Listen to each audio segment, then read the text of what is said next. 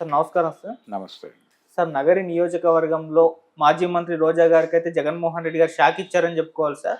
అక్కడ ప్రస్తుత TDP MLA ఎవరైతే ఉన్నారో ఆయన తమ్ముడు ఇప్పుడు ఆ టీడీపీకి రాజీనామా చేసి వైసీపీ పార్టీలో జాయిన్ కాబోతున్నారు. ఆయన్ని అక్కడ నగర నియోజకవర్గ ఇన్ఛార్జ్గా కూడా చేయబోతున్నట్టుగా వార్తలు వినిపిస్తూ ఉన్నాయి సార్. సో ఇదే కానీ జరిగితే ఇక నగర్లో రోజా గారి రాజకీయ ప్రస్థానం ముగిసిపోయినట్టే అని కూడా చెప్పేస్తున్నారు. దీని వెనకాల కూడా పెద్దిరెడ్డి రామచంద్రారెడ్డి గారు ఉన్నట్టు కూడా వార్తలు వినిపిస్తున్నాయి సార్.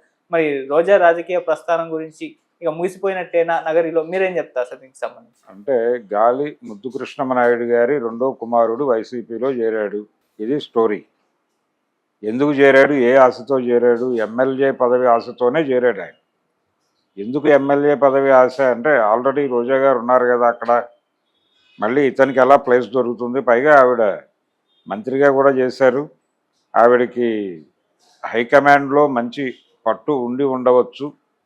ఇప్పటికీ కూడా ఆవిడ కాన్షియస్గా తెలుగుదేశం పార్టీ మీద నిలబడి దాడి చేస్తున్నటువంటి, లేదు తెలుగుదేశం పార్టీ విమర్శల్ని తిప్పికొడుతున్నటువంటి ఒక ప్రతినిధిగా వ్యవహరిస్తున్నటువంటి సందర్భం కూడా ఉంది. అంటే ఎఫెక్టివ్గా మాట్లాడుతున్న వాళ్ళు తగ్గుతున్నారు నెమ్మదిగా. ఒక దశలో పేరుని నాని కనిపించాడు, ఇప్పుడు పేరుని నాని కనిపించడం మానేశాడు. తగ్గింది, బాగా తగ్గింది. పర్టికులర్గా ఆ రేషన్ షాపు గొడవ జరిగిన తర్వాత ఆయన కనిపించడం తగ్గింది. ఈ క్రమంలోనే కొడాలి నాని కానీ లేకపోతే వల్లభనేని వంశీలు వీళ్ళెవరూ కనిపించడం లేదు. ఇటువంటి పరిస్థితి నేరుగా జగనే తన గురించి తాను మాట్లాడుకునే పరిస్థితుల్లో కూడా కొద్దో గొప్ప రోజా మాట్లాడుతూనే ఉంది ఇప్పటికీ. అటువంటి ఆవిడకి సీట్ ఇవ్వకుండా ఆపేస్తారా అనేది ఒక చర్చ. ఎప్పుడైతే ఇతన్ని తీసుకున్నారో ఎమ్మెల్యే టికెట్ కోసమే ఇతను చేరుంటాడు అని అనిపిస్తోంది. అది నిజం కూడా. జగదీష్ ఎందుకు చేరాడు అతను? ఎందుకు అతనికి ఉన్నటువంటి హోప్ ఏమిటి అంటే, జగన్మోహన్ రెడ్డి గారు రేపు రాబోయే ఎన్నికల్లో మొన్న ఓడిపోయినటువంటి ఎమ్మెల్యేల ముఖంతో వెళ్ళే అవకాశం లేదు అనేది ఒక క్లియర్ కట్ ఇండికేషన్ ఉంది. రెండోది ఇంకొక హోప్ ఉంది.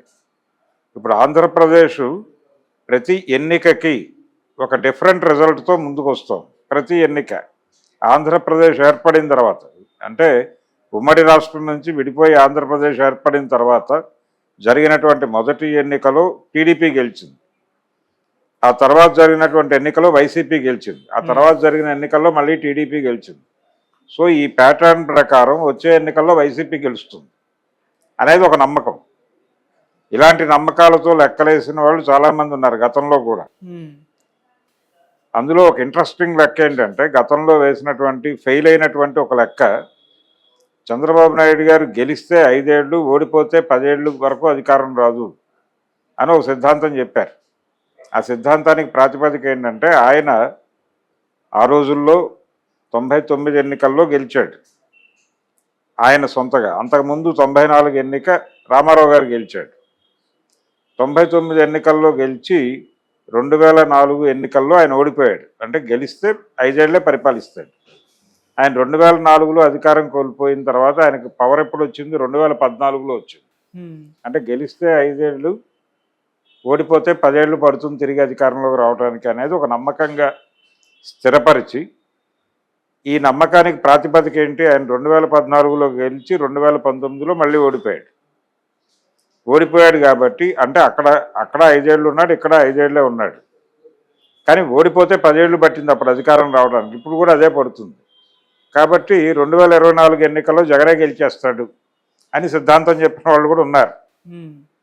ఇప్పుడు వీళ్ళకి ఒక సిద్ధాంతం ఉంది, ఒక ప్రాతిపదిక ఉంది. ఇప్పుడు కొత్త సిద్ధాంతం ఏంటంటే, 5 ఏళ్ళకి కొత్త తీర్పు ఇస్తున్నారు ప్రజలు. ఇది గతంలో తమిళనాడులో జరిగిందే. డిఎంకే ఏడీఎంకే మధ్య ఎంజీఆర్ మరణానంతరం పదవి దోబూచులాడుతూ నడిచింది ముఖ్యమంత్రి పదవి.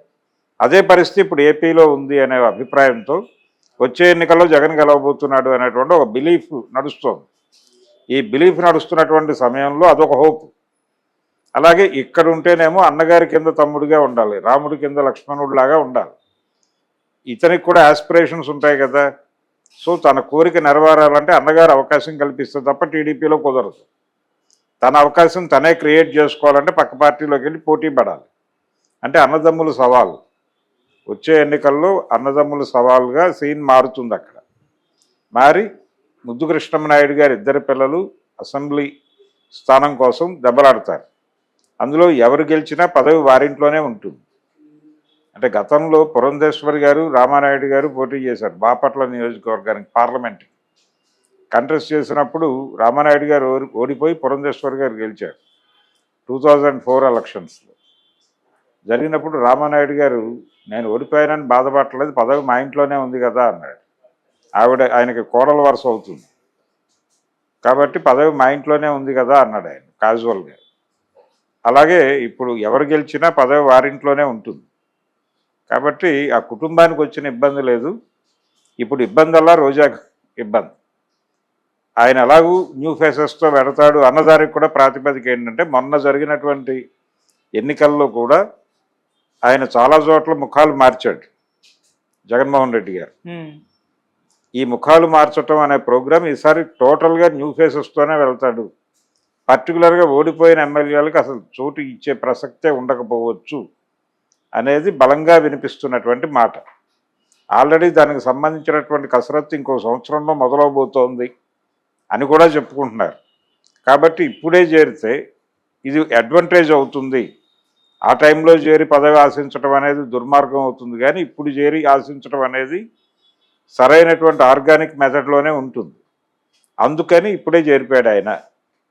చేరిపోయి ఆయన టార్గెట్ అయితే అదే కొత్త ఫేసెస్తో వస్తారు జగన్ అనేటువంటి ఒక నమ్మకంతో చేరాడు. ఈ నమ్మకాన్ని పెద్దిరెడ్డి లాంటి వాడు సమర్థించి ఉండొచ్చు ఈ ఆస్పిరేషన్. అలాగే రోజా గారికి వేరే నియోజకవర్గం ఇస్తారా లేకపోతే ఇంకే రకంగానైనా ఆవిడని ఫెసిలిటేట్ చేస్తారా? ఆ మేరకు ఆవిడకి హామీలు ఇచ్చి కూర్చోబెట్టకపోతే ఆవిడ హర్ట్ అయ్యి రియాక్ట్ అయ్యేటువంటి ప్రమాదాలు కూడా ఉంటాయి. అందుకని ఇది కొంచెం మేనేజ్ చేసుకుని నడిపించాల్సినటువంటి కథే నిస్సందేహముగా. అందుకని నగరిలో రోజా పరిస్థితి అయితే లేదు. టికెట్ లేకపోవటమే ఖాయం. 90% ఉండే అవకాశం లేదు. 95